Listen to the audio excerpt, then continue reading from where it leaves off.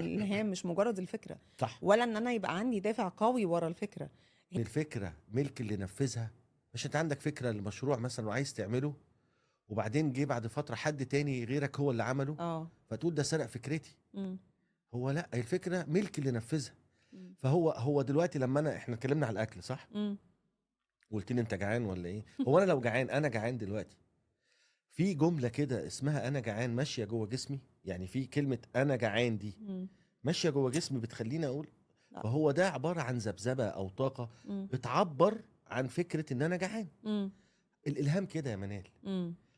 والافكار كده ملح، بيلح بالظبط علينا إن كده، إحنا موجودة نروح في كل حتة، هي دافع ذبذبة. قوي، صحيح. انا فكرة ان انا اعمل المشروع ده، آه. هي الفكرة جات لك انت وبس.